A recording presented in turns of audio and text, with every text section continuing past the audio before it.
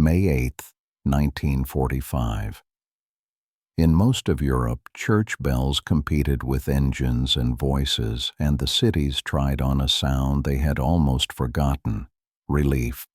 People carried each other down the streets the way you carry news, high and careless, as if it could not fall. But in a small brick house at the end of a street with a cracked pavement, one door stayed closed. Inside, on a wooden table, lay a letter that had crossed oceans and borders and the patient geography of war. It was addressed carefully, with a steady hand that had learned to write in a barracks. It was stamped and censored, dated and delayed. It arrived on the day the guns stopped. It had no one left to read it. This is a story about one letter and about the silence that received it. It is not about the noise we remember from victory parades. It is about the quiet that is the other half of history. All wars leave behind what they cannot carry forward: boots, rations, habits, and paper. The paper is everywhere.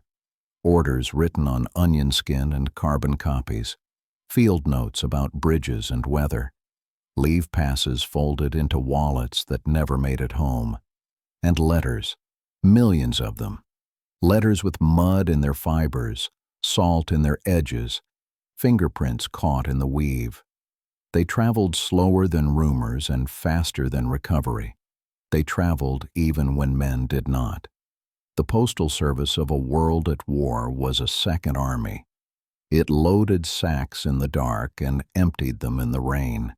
It made room for hope on convoys already crowded with ammunition and fuel. It put a price on weight and declared that sentiment was not heavy. It carried drafts of love like contraband across censor lines, then delivered them with stamps and the dignity of a rubber mark. This letter began in a barracks hut in early April. The calendar on the wall was not official. It was a pencil grid with squares crossed out and notes that said, "Maybe by June." The writer was a sergeant, not very young anymore. He had learned to be practical about his words, short, clear, the way you learn to pack a bag so that nothing rattles. He wrote after lights out, at a table that had dents in it deep enough to catch the pen: "Dear Mary, we are told not to guess at dates. Better to say, we are closer. The war feels like a book with a few pages left, but a heavy book you cannot hold at the same angle any longer. We get rumors. Their voices are louder than the loudspeakers. The men here have taken to saying soon with the same tone we used to say grace. I have a pair of socks in my pack I have not worn because I want them to be the first dry thing at home. I fixed a stove today. Nothing in the manual prepared me for a stove that whistles. But I whistled back and it quieted, as if willing to behave when noticed. If only the big things were as polite as iron. Please tell Mr. Carter the fence will be done the week I return. He will say to drive the posts deeper. He is right. I know you do not like when I write about danger. I will not then. I will write instead about my watch. It is still losing 3 minutes a day. Time seems to prefer you. It runs to you. If a thing could miss a place, then my time is homesick. Kiss our boy. Tell him I found a bubble in a bottle and he will understand. Your essay. If you read enough wartime letters, patterns appear, not because men copied each other, but because they shared the same small grammar of endurance: socks, fences, stoves, watches that refuse to keep up with history. Nothing in these lines is impressive, which is why it is important. It is the ordinary that war threatens first. The letter asked for nothing except a chance to be ordinary again. The envelope carried a censor's mark. Someone with a pencil and a straight face and a half hour before tea had read the words about socks and fences and decided they were not dangerous. The letter took a truck to a train to a ship to another train. It did what soldiers could not do. It crossed borders without salutes. The days between writing and arrival were loud. Germany was a grandfather clock that had run a long time on borrowed springs, and in April its hands began to skip. The West folded steadily east, and the East folded steadily west. Lines that had been important blurred, then broke.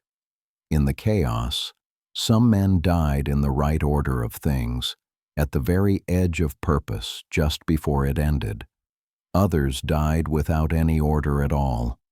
They died on roads with names their families would never learn to pronounce in the last few hours when the noise was trying to remember how to quiet itself. On May 7th, surrender was paper. On May 8th, it became sound. In London, crowds turned into geography, and in Paris, people invented new ways to stand still while moving. At the small brick house, no crowds formed. There were only two people and the knowledge that a third should have been there to say, "So it's over," and to be told, "Yes, it is." The postman did not avoid the house. He had a job to do. He had learned in the years of his route that the bag could be cruel without malice. He knocked as gently as you knock on a door that has already received bad news. He left the letter on the table and did not stay for tea. Dear Mary, the men here talk of after as if it were a town we can march to by afternoon. I talk of it less because I am afraid to frighten it off. But I have one plan so solid it can hold a nail. I will mend the kitchen chair with the wobble. I saw a photograph in a paper of people returning home in a crowd, each with a suitcase like a declaration. I would prefer to return as a surprise without luggage, but the railway prefers luggage. There is one thing I keep in my breast pocket during the day, a small card with your name. The sergeant laughed and asked if I needed reminding. I told him that is exactly what I need, to carry reminders until I no longer have to. Do you remember the night the bread would not rise? We waited and drank tea and argued with flour as if it were a person. I would like another night like that. Tell our boy that the bubble in the bottle still floats, no matter how many times I tip it. I learned that I can keep a thing balanced longer if I do not stare at it too hard. Perhaps the same is true of hope. Your S, there is a way that grief arranges a room. It does not move furniture. It moves light. The letter lay under a window. The paper looked the way relief looks when it knows it is late. The house had become a museum of the recently ordinary, a chair waiting to be mended, a fence post needing depth, a stove that might choose to whistle. None of these required a victory parade to fix. They required a pair of hands attached to a breath. That is what a letter cannot carry home. Not all undelivered letters are unopened. Some are read later, on anniversaries, with tea, like a service. Some are carried to graves and read aloud, completing a conversation the wind tries to keep for itself. Some are put away because paper can be too heavy if it insists on staying warm with a voice inside it. The table that held the letter had burn marks along its edge from a time when the kettle forgot itself. The wood had kept the shape of a past accident. That is what houses do. They keep your mistakes and your meals in the same grain. The day the war ended was not a single day everywhere. News travels at different speeds in different cities, and at a different speed inside a house where a new kind of time has begun. For the family in the small brick house, the day had two names, victory and after. At the same table, they tried to put those words next to each other. Victory would not sit. After took the chair and waited.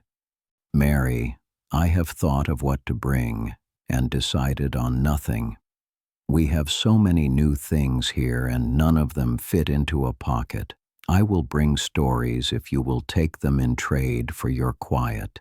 If I have learned one skill, it is repair. Repair of small things, mostly, but also the repair of days when they crack. It is a habit now, like checking the latch or filling the kettle. I have one request. Do not meet the train. Let me come up the street and knock as if I were a customer from before we had customers and after we stopped being soldiers. I want the door to look the way it always looked when good news was simple. Tell our boy that I intend to be less impressive and more present. He will understand. The letter did not know that the man who wrote it had been taken from his road and given a different one. It did not know the new route had no bridges or timetables. Paper does not change itself when the news changes. It remains a plan in ink for a body that cannot carry it out. Someone said that night, we should be happy, and someone else said, we will be later. The house was not resistant to happiness. It was allergic to now. On a street where people cheered and the air found its old breeze, one house chose a smaller weather. In time, the letter was put into a drawer with other important papers, birth certificates, a mortgage, a clipping about an aunt who won a prize for jam. Families do this instinctively. They file joy and loss alphabetically and prefer to call it paperwork. The drawer closes. The story stays open, even in the dark. What do we do with undelivered letters? We make rooms for them. We take them out on days that require witnesses, and we let the paper attend. We do not pretend that a letter is enough. We also do not pretend that it is nothing. It is exactly what it is, a thin, precise record of intention. It says, here is what I was going to do. It asks the living to learn the difference between plans and promises. Years later, a boy became a man and opened the drawer and read the letter as if it had been addressed to him. He had grown tall enough to meet some of the words at their own height. He read about a chair that wobbled and decided to mend it. He read about a fence post that needed depth and drove it deeper than necessary because necessary changes with time. He learned the whistle of the stove and the mathematics of a kettle. He became talented at repair. He carried the small card with the name in his wallet until wallets changed and wallets became phones, and even then he slipped the card into the case and did not tell anyone. On some anniversaries, he took the letter to a quiet place and read it like a prayer he did not know he knew. He did not need the war to be loud for the letter to be heard. He needed the day to be his. That is how undelivered letters find their destination. They wait until the address grows into them. Mary, if the war ends quietly, let it. If it ends loudly, let it. We will have time to be either. I think there is a skill in the quiet ending we should practice. It is the skill of not adding sound where sound has done enough. I have written too long. You know me when I try to be brief. There's more I could say, but I would only be repeating. The chair, the fence, the stove, the watch. I used to wind it every night. Now I wind it in the morning because it feels like better luck. Soon, S.